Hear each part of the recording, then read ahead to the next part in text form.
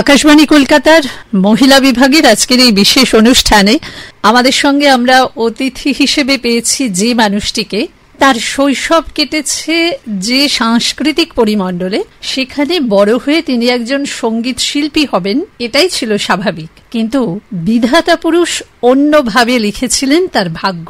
তিনি এলেন অভিনয় জগতে। প্রথম ছবিতে প্রথম অভিনয় মহানায়ক উত্তম কুমারের বিপরীতে। তারপর কেটে গিয়েছে চারটি দশক। তার ঝুলিতে 350-রও বেশি চলচ্চিত্র।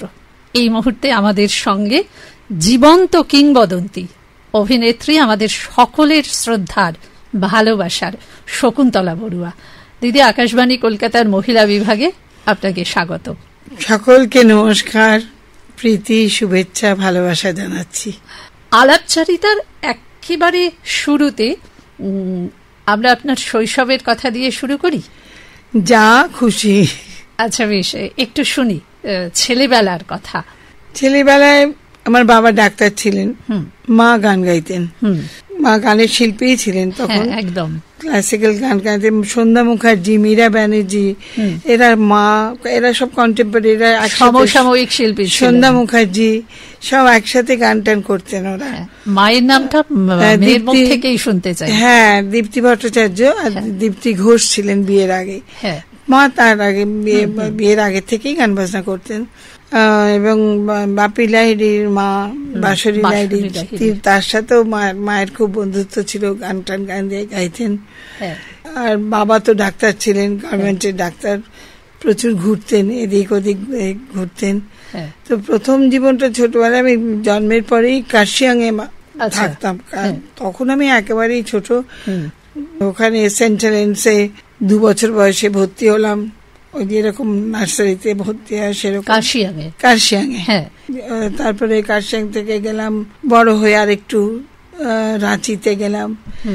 রাঁচিতে আমার 3rd বোন হলো, আমরা 3 বোন 1 ভাই। তারপর রাঁচি থেকে মালদায় আমার ভাই হলো, মালদা থেকে কলকাতা। তারপরে আরো ঘুরেছি, হাওড়া। তারপরে ছেলেবেলার পড়াশোনা জীবনটা কলকাতার টোটালি মানে এক জায়গায় না, বিভিন্ন জায়গায়। কিন্তু আমার কখনো বছর লস হয়নি। আচ্ছা, বাবাদের একটা ছিল, গভর্নমেন্টের বদলি হলে মাঝপথে ওরা একটা পরীক্ষা নিয়ে ঢুকিয়ে দিত, সেই জন্য আমার লস হয়নি কোথাও। আর পড়াশোনার পাশাপাশি তো সমান তালে চলেছে সঙ্গীত শিক্ষাও। হ্যাঁ, কি মায়ের জন্যই। আর বাবা ভীষণ সঙ্গীত প্রেমী ছিলেন। আচ্ছা, রবীন্দ্রনাথকে প্রচন্ড ভালোবাসতেন। আর মায়ের জন্য ক্লাসিক্যাল, বাড়িতে দীপালি নাগ আসতেন। আচ্ছা, তো দীপালি নাগ এরা সব বাড়িতে, নুটু মুখার্জি ঠুংরির বিখ্যাত লোক ছিলেন। এদের না আমি বাড়িতেই দেখেছি, এদের বাড়িতে সারাদিন গান হচ্ছে। তারা গুরু এরকম গুরু গৃহে এরকম, তারা আমাদের বাড়িতে এসে সারাদিন গান চলছে, আমাদের বাড়িতেই খাচ্ছেন, আমাদের বাড়িতেই সন্ধ্যেবেলা আবার একটু ঘুমিয়ে নিলেন, আবার হচ্ছে। এই পরিবেশে হয়তো ওইখানে গান শুনতে শুনতে গান শুনতেই শেখা হয়ে যাচ্ছে। প্রথম মঞ্চে গান গাওয়া 4 বছর বয়সে। তখন রাঁচিতে। আচ্ছা, মা একটা ভজন গান গেয়েছিলেন ফাংশনে, তো আমি মায়ের সাথে সাথেই সবসময় থাকতে বলে প্রথম তবলায় গাইলাম 4 বছর বয়সে। আচ্ছা, ওইখানে এইভাবেই আর কি। আর প্রথম রেকর্ড বের হওয়া হায়ার সেকেন্ডারি পাশ করার পরে। হ্যাঁ, হায়ার সেকেন্ডারি পাশ করার পরে, কারণ আমার মিউজিক ছিল। আমি পড়তাম, নিতাই ভাস্কর বলে একজন ভদ্রলোক আমাকে মিউজিক সম্বন্ধে ওইগুলো পড়াতেন। তো নিতাই ভাস্করকে তোমরা চিনতেই পারবে, এখন যে গান করেন শম্পা, শুভঙ্কর ভাস্কর, ওদের বাবা। উনি আমাকে প্রথম রেকর্ড করেন। তখন কলিঙ্গ বলে একটা রেকর্ড কোম্পানি ছিল, ওনার সুরে আমি প্রথম 78 রেকর্ড ছিল। তাতে দুপিতে 2 গান RPM এর রেকর্ড। তখন আমি ওই নিতাই বাবু আমাকে দিয়ে গান করিয়েছেন ওনার সুরে। আচ্ছা, ওনার সুরে আমি 2 গান রেকর্ড করেছিলাম, ওই প্রথম রেকর্ড করা। আচ্ছা দিদি, এই যে আমরা ছোটবেলার কথায় রয়েছি, আকাশবাণী কলকাতার সঙ্গে প্রথম যোগ শিশু মহলে ইন্দিরাদির সাথে। ইন্দিরাদি তো স্পেশালি আমাকে অনেক জায়গায়, আমার জানি না আমাকে ভালোবাসতেন কেন, ভীষণ ভালোবাসতেন আমাকে। থ্যাকার্স মিশনারি স্কুল নামটা মনে আছে আমার এখনো। এরকম কয়েক জায়গায় না কোন অনুষ্ঠানে আমাকে নিয়ে যেতেন গান গাইতে। আচ্ছা, আমাকে ইন্দিরা দি নিয়ে যেতেন, এখানে ওখানে গান গাওয়াতেন। আর ওইখানে একটা কথা আমার ভীষণ ভাবে মনে পড়ে, গ্যাস্টিং প্লেসের স্মৃতি। পঙ্কজ মল্লিক শিশু দিবসে একটা গীতিনাট্য রেকর্ড করেছিলেন। আচ্ছা, ওনার মেয়ে আর আমি মেইন গান, সব গান আমরা গেয়েছিলাম ওখানে। ভীষণ বিউটিফুল একটা গীতিনাট্য। ওটা নেহেরুকে পাঠানো হয়েছিল শিশু দিবসে, আমার ফ্রম আর কি কলকাতা কেন্দ্র থেকে, কলকাতা আকাশবাণী থেকে পাঠানো হয়েছিল ওখানে। পঙ্কজ মল্লিক ওটা পরিচালনা করেছিলেন ওনার সুরে, ওনার এতে, আর ওনার মেয়ে আর আমি গিয়েছিলাম। তো এটা আমার কাছে খুব বড় একটা স্মৃতি, বা ভুলেও যায়নি। গানগুলো পর্যন্ত আমার এখনো মুখে মুখে আসে, একদম ভুলে যায়নি। এগুলো খুব ভালো ভালো স্মৃতি। হ্যাঁ, সেই রয়ে গেছে। সেটাই শুনছি যে গানের শুরুটা যদি পঙ্কজ কুমার মল্লিকের সাথে হয়, তারপর সতীন দাস মতিলাল, শুরুটা উত্তম কুমারের কাছে শিখে বড়, তখন অনেকটা এবার বড় মা বাড়িতেই সতীন দাস মতিলাল আসতেন আমাদের বাড়িতে, এবং ওনার বাড়ি ছিল গোলপার্কের ওখানে একটা কাছাকাছি জায়গায়। তখন আমি সতীন দাস মতিলালের বাড়িতেও গেছি এবং উনি আমাদের বাড়িতে আসতেন, ওনার কাছে আমি শিখেছি এরকম। তার পরবর্তীকালে ধনঞ্জয় ভট্টাচার্য, মানবেন্দ্র, এদের কাছে মা গান শিখতে যেতেন। আর মা খালি আমাকে বলতো, এই আমি না আধুনিক গান ভীষণ ভালোবাসি। তখন মায়ের আমি তখন বিয়ে হওয়ার একটু আগে আর কি। মা খালি বলতে, তুই চল, তুই চট করে তুলতে পারিস, তুই আমার সঙ্গে চল। বলে আমাকে নিয়ে যেতেন, গানগুলো আমি তুলে এনে মাকে বাড়িতে শিখিয়ে দিতাম। তাই জন্য আমার মা ধনঞ্জয় দাদু, মানবেন্দ্র, এদের কাছে আমি খুব কাছে ছিলাম। শিক্ষা ওদের তালিম তাদের কাছেও। বাহ বাহ বাহ। ফিল্মে আসা কিভাবে? ফিল্মে আসা থ্রু কিন্তু মিউজিক, কারণ সঙ্গীতের মাধ্যমে। হ্যাঁ, খুব যদি ভুল না করি আপনি বলবেন সে কথা, ছায়াছবিটির নাম প্রথমে ছিল গান্ধারী, তারপরে পরিচালক সুখেন দাসের হাতে পড়ে চলচ্চিত্রটির নাম হলো সুনয়নী। সেটাই কি আপনার ডেবিউ ফিল্ম? এটাই আমার ডেবিউ ফিল্ম। আচ্ছা, একটু শুনি। এটা হলো, আমি ভূপেন হাজারিকার সঙ্গে গান করতাম। আমার বাড়ির কাছেই থাকতেন উনি, কবরখানা আছে টালিগঞ্জে, ওইখানে থাকতেন। আচ্ছা, তো ওইখানে ভূপেনদার সঙ্গে অনেক জায়গায় গান করতে যেতাম, আমাদের একটা গ্রুপ ছিল, আর ওর কাছে গান শিখতাম গিয়ে। একদিন আমি গেছি গান শিখতে, এরকম গান করতে হতাম। ভূপেন্দা বলে, এই শোনো, আজকে না হবে না রে, আমি আমার শুটিং আছে, দম্পতি ছবি, মালা সিনহা আর রঞ্জিত মল্লিক। বলে ওই ছবিটাতে আমাকে যেতে হবে, আজকে আছে, শুটিং আছে, গান পিকচারাইজেশন। আর আমি না ভীষণ বাড়িতে নকল করতাম লোকদের, মানে আমার অভিনয়টা ভেতরে ছিল ভীষণ। আমি যাকে দেখতাম, যাই কিছু শুনতাম, আমি ওটা ইমিডিয়েটলি করব, নকল করব। এটা আমার ছিল মানে ছোটবেলায় 2 বছর বয়স থেকে। তখন থেকে আমি রেডিওতে কিছু শুনলেই ওই রকম গলা করে কথা বলতাম। মা বলতো, কি হলো এরকম করে কথা বলছিস, কি গলায় কি আটকেছে? না, আমি তো রেডিওর হাসছিলাম। এরকম মানে যা শুনবো সেটাই নকল করব, যা দেখবো সেটাই নকল করব, এটা ছিল আমার মধ্যে। তো আমি যখন যেই শুনেছি গান পিকচারাইজেশন, তখন ভালো, এটা আমার দেখতে হবে গান পিকচারাইজেশন। আমি হ্যাঁ যাবো, তোমার সঙ্গে যাবো, আমি গান পিকচারাইজেশন। বলে, তুই শুটিং দেখেছিস কখনো? না দেখিনি, আমি দেখবো আজকে। সেই যে গেলাম, ওখানে এত লোক এসছিলেন, এত ডিরেক্টর, অনেক ডিরেক্টর এসছিলেন। তখন আমাকে দেখে সবাই বলছে, এই তুমি আমার ছবি করবে? এই বলছে, তুমি আমার ছবি করবে? বাড়িতে তখন আমার বিয়ে হয়ে গেছে, আমার 2টো মেয়ে হয়ে গেছে। আমাকে দেখে কেউ বুঝতেও পারতো না। আর আমি বাড়িতে জিজ্ঞেস কিচ্ছু না করে, হ্যাঁ করবো, এ বলছে হ্যাঁ করবো, সবাইকেই হ্যাঁ বলে দিচ্ছি। তারপরে আলটিমেটলি ওই সুখেন দাসের ছবিটাই করা হলো, মানে শচীন অধিকারী, ওকেই হ্যাঁ বললাম। গান্ধারী ছবি, অন্ধ মেয়ের গল্প। আর যেহেতু আমার চোখ সবাইকে খুব অ্যাট্রাক্ট করতে, বলতো আমার নাকি চোখ ভীষণ সুন্দর, তো বলে তাহলে তোমাকেই নেবো বলে আমাকে নিয়ে গেলেন সুখেন দাসের কাছে। তো সুখেন দা আমাকে দেখেই বললো হ্যাঁ এই হবে আমার সুনয়নী। ওই যে বাড়িতে কারোকে না বলেই ওদিকে সম্মতি দিলেন যে হ্যাঁ করব, তারপর যখন বাড়িতে জানতে পারলো তখন সেই প্রতিক্রিয়াটা কেমন ছিল? না, প্রতিক্রিয়া তো সাংঘাতিক ছিল। মানে আমার বর ছিলেন আমলা, যাকে বলে গভর্নমেন্টে খুব বড় উঁচু পোস্টে ছিলেন। ও আমার গানের খুব ভক্ত ছিল। আমি এত বছর রেডিওয় গান করতাম এত দিন ধরে, কোনোদিন বাধা দেয়নি এবং he was very proud of my song. সব জায়গাতে সবাই জানতো যে আমি গান গাই, সব জায়গায় গান নিয়ে গানের ব্যাপারে কোনো ব্যাপারই ছিল না। যেই বলেছে এসে আমি সিনেমা করব, কিচ্ছু কথা না বলে কি সব কাজ করছিলেন বইটাই বন্ধ করে দিয়ে বলে হ্যাঁ নিশ্চয়ই করবে, বাড়ির থেকে বেরিয়ে যাও, বেরিয়ে গিয়ে করো, কিন্তু আর ঢুকবে না কোনোদিন। কারণ বাড়িতে আমি ফিল্ম স্টারকে বিয়ে করিনি, আর ফিল্ম স্টার আমি বাড়িতে ফিল্ম স্টার আমি নিতে পারবো না, মেনে নেব না। সে যে কত করে বুঝিয়েছিলাম, করে করে তারপরে প্রথমে আমি একটা জাস্ট আমি একটু দেখতে চাই পরীক্ষা করে যে আমি অভিনয় করতে পারি কিনা।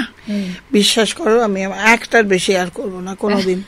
সেই বলে কোন রকমের রাজি করালাম, আর আচ্ছা ঠিক আছে একটাই তো, হ্যাঁ একটাই, ওকে আমি যেভাবে বলবো সেভাবে বলবো, হ্যাঁ তাই বলে টলে তারপরে রোজ একটা করে মানে রিহার্সালে যাই, ফিরে এসে শুনি দীপঙ্কর দে নায়ক, একবার শুনি সন্তু মুখার্জি নায়ক, আমি এসে এসে বলি, ও শোনেও না।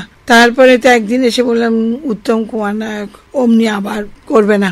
আমি বললাম করবে না মানে এতদিন তুমি বলে এসছো করবো, এখন বলছো আমি আজ বলছি করবে না। তখন মানে এটা কিন্তু সব লোকের জানা উচিত যে মানে উত্তম কুমার সম্পর্কে লোকের কিরকম একটা ধারণা, যে ওনারও সেই একই ধারণা ছিল বোধহয়, বউ যদি একবার বাড়ির বউ বা মেয়ে যদি ওর সামনে গিয়ে পড়ে সে আর ফেরার, এরকমই একটা মানে ভাবনা লোকের। এই জন্যই গল্পটা আমি বললাম। পরে যখন আলাপ হলো হলো তখন তো বুঝতে পারলেন যে মানে আসল মানুষটা যে কত এইসবের ঊর্ধ্বে, সেগুলো আমরাও একটু শুনবো সে কথা।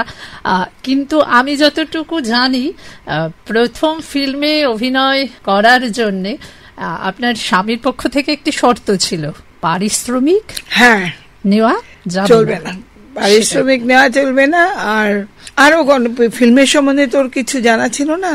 তখন সুখেন দাস বলেছিলেন যে এটা কি করে হয়, মানে আমি যে সামান্য কিছু দেব, তখন বলেন না ও নেবে না, কিন্তু প্রত্যেক দিন আমাকে 100 টাকা করে গাড়ি ভাড়ার তেলের জন্য দিয়ে দিতেন ব্যাগে, সুখেন দাস ব্যাগের মধ্যে দিয়ে দিতেন। বলে দেখো এতে আমার কাজও ঠিক হবে না বলে 100 টাকা করে দিয়ে দিতেন।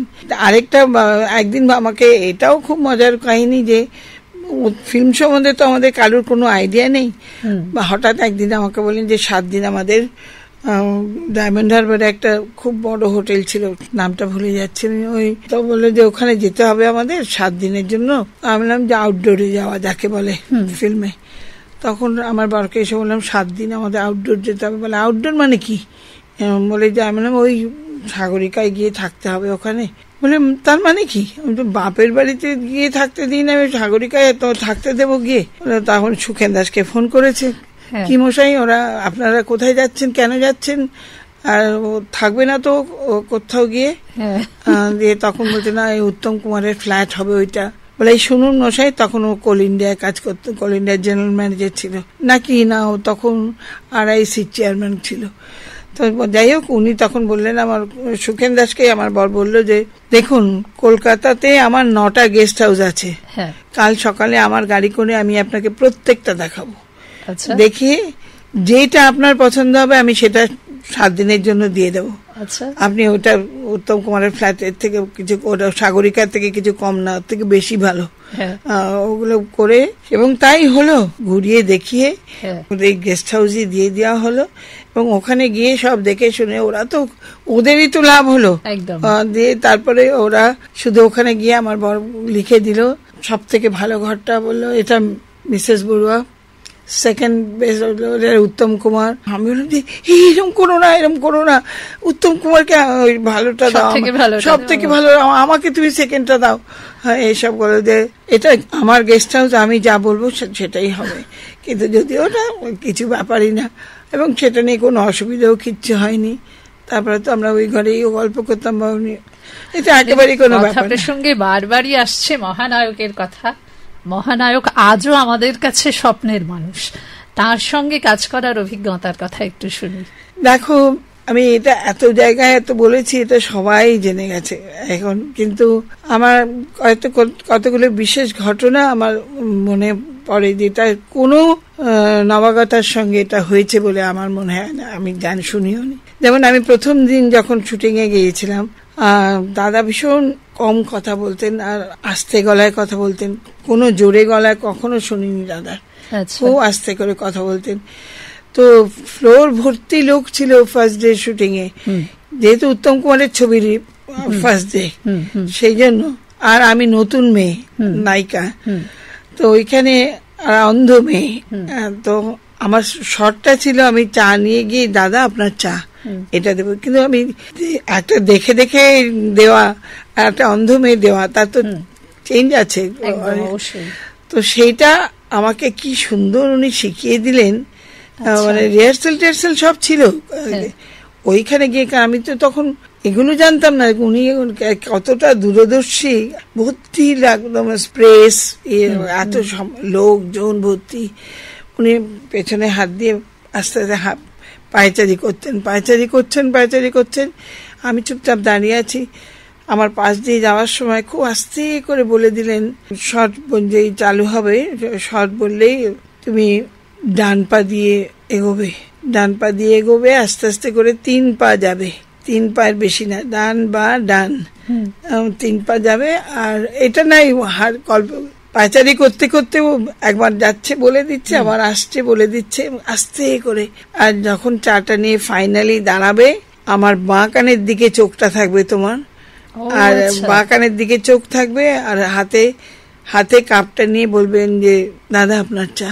এবং আমি আই ডিড দ্য সেম, চুপ করে শুনে নিয়েছি, এবং মাথায় রেখে যেই শর্ট শুরু হলো, অ্যাকশন যেই বলেছে, সঙ্গে সঙ্গে আমি মাথায় রেখে দিয়েছি, আমি ডান করি, দাদার বাঁ কানের দিকে তাকিয়ে বললাম আপনার চা। তখন নিল চা, ওকে, ফার্স্ট শট ওকে।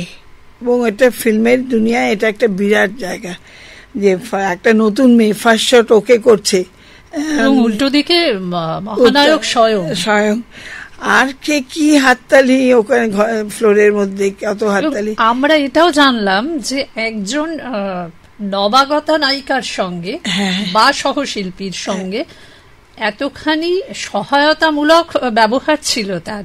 আমি আরো তোমাকে আরেকটা তুলনা দিয়ে বলছি, এখনকার এক নায়ক, আমি নাম বলবো না, তাকে একটি নতুন মেয়ে কাজ করতে এসেছিল, তাকে একবার বলেছে যে একটু আমাকে দেখিয়ে দিন না, ওর সাথে কোনো শটের সময় আমাকে একটু বলে দিন না।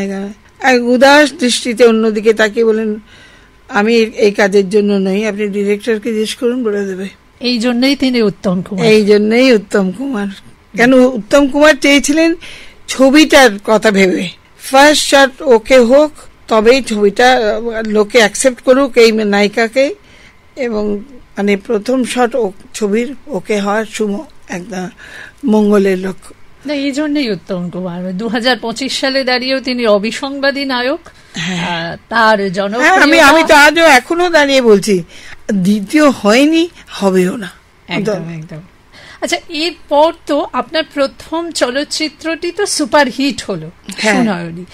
তারপর পরপর অভিনয় করতেই থাকলেন, এবং কার সঙ্গে না কাজ করেছেন আপনি, তা সে চলচ্চিত্র পরিচালকই হোক অথবা অভিনেতা অভিনেত্রী হোক, সেই যাত্রাপথটা কেমন ছিল খুব ছোট্ট করে একটু শুনবো।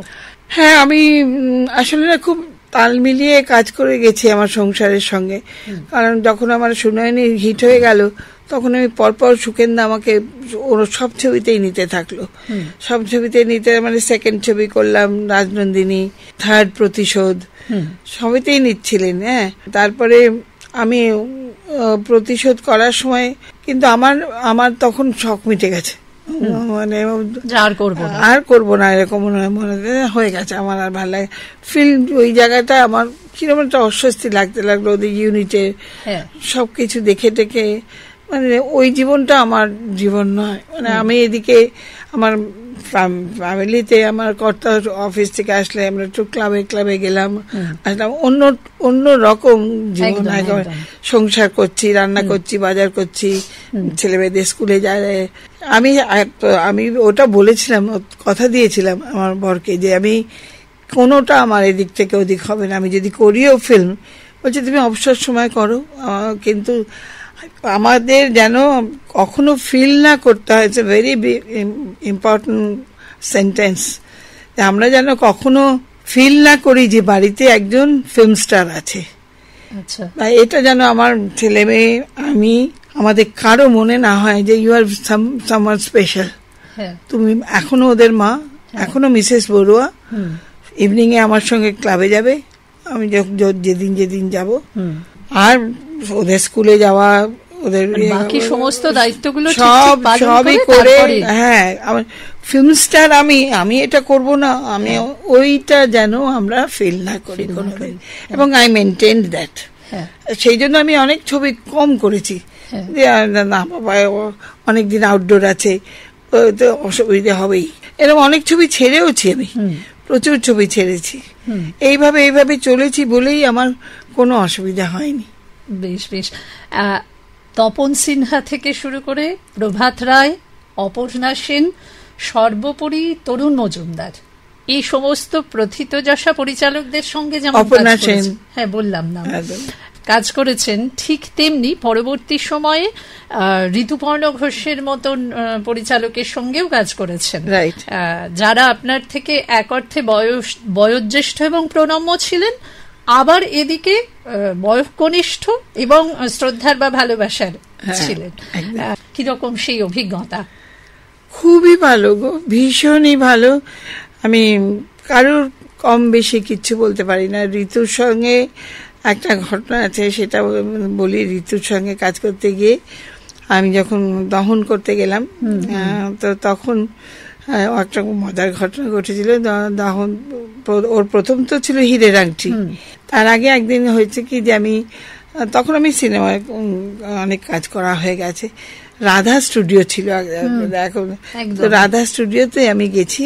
আমি আর তখন সবে টিভি হয়েছে, টিভি তখন ছিল না, টিভি আমি যখন, তখন তো টিভি ছিল না, তখন টিভি হয়ে গেছে। রাধা স্টুডিওতে আমি গেছি, আমি আর শুভেন্দুদা একটা নাটক ওখানে করব, সেই নাটকটা টিভিতে হবে আর কি। আমি গেছি, ওখানে গিয়ে শুনলাম সুচিত্রা দি এসছেন। আর সুচিত্রা দি আমার গুরু, 10 years 10 বছর আমি সুচিত্রাদির কাছে গান চর্চা করেছি, মানে শেষ তো বয়সে সুচিত্রাদির কাছেই ছিলাম 10 বছর। আচ্ছা, তো 10 বছরের বেশি। তো আমি ঢুকেই শুনেছি দিদি আছে, তো দিদি আছে শুনে দিদির সাথে অনেকদিন পরে দেখা হবে বলে, তখন আমি যেই দেখা হয়ে তারপর দেখলাম আমি যে যাচ্ছি সামনে দিয়ে দিদি আসছেন। তারপরে আমি সঙ্গে সঙ্গে দিদিকে প্রণাম করেছি। তখন দিদি বলেন, হ্যাঁ আমি শুনেছি শকুন্তলা বড়ুয়া এখানে এসছে, এটা আমি শুনেছি। আমি বুঝলাম আমাকে টন্ট করছেন, মানে প্রণাম করার পরে বলে যে, তো তুমি এখানে কি কিছু করতে এসছো? বললাম যে হ্যাঁ, গান করতে। বললাম না, অভিনয় একটা করবো শুভেন্দু। হ্যাঁ, সেই ওটা তো হলো না, তোমার গানটা তো হলো না। মানে ভীষণ রাগ যে আমি গান, গান ছেড়ে আমি সিনেমায় ঢুকে গেছি, এইটাই রাগ করে আমাকে শোনালেন। আর মজার কথা, তারপরে সেটা আমার মনের মধ্যে ছিল যে দিদি খুব করেছেন আমাকে। তারপরে যখন আমি করতে গেলাম, দহন করতে, ঋতু আমাকে বলছে যে হ্যাঁ, ঋতু গল্পটা জানতো। ঋতু বলছে যে তোর দিদি আছে এখানে। আমার দিদি যে সুচিত্রা দি আছেন, তোর শাশুড়ি করবেন এখানে? হ্যাঁ। তা বলে হ্যাঁ।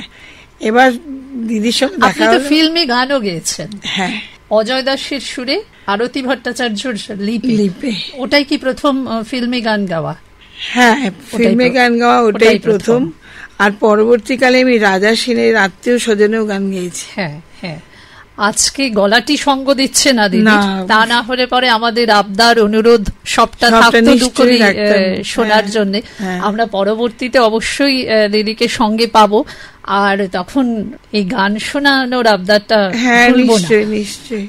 সময়ের নিগড়ে তো আমরা সকলেই বাঁধা, কিন্তু যে কথাটি না শুনলে একেবারে পারি না সে কথাটি হচ্ছে যখন সুনয়নী দিয়ে শুরু করলেন আর এখন হাল আমলে টনিক করলেন, এই যে কয়েকটি দশক জুড়ে কাজ করা, সিনেমার ভাষা তো অনেকখানি বদলে গেছে এবং সেই বদলটা আপনি প্রত্যক্ষ করেছেন।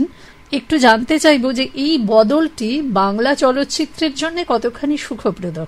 দেখো, সিনেমার বদলটা আমার কাছে খুব ভালোই লাগছে, এবং লোকে তো যতক্ষণ নিচ্ছে টনিক যেভাবে চলেছে তাতেই বোঝা যায় যে লোক কি চায়। লোক না, আমরা বাঙালিরা আমার মনে হয় আমরা খুব সাধারণ, যা করে আট পৌরে আমাদের সব, সেই জন্য এখনো বাবা ফ্যামিলির গল্প, বাবা মায়ের গল্প, মূল্যবোধের গল্প এখনো কিন্তু টানে, এখনো লোককে টানে ইয়ে করে। কিন্তু আজকাল আবার যে ওটিটিতে যে সব দেখি সেগুলো আইদার ক্রাইম সিরিজ আর সেক্স ওরিয়েন্টেড, এগুলো বাংলা সংস্কৃতির সঙ্গে কোথায় যায় না এবং ওটা আলাদা একটা দিক। যারা যেসব দর্শক ওগুলো পছন্দ করে তারা দেখবে ওইগুলোই দেখবে, তারা এদিকে যাবে না।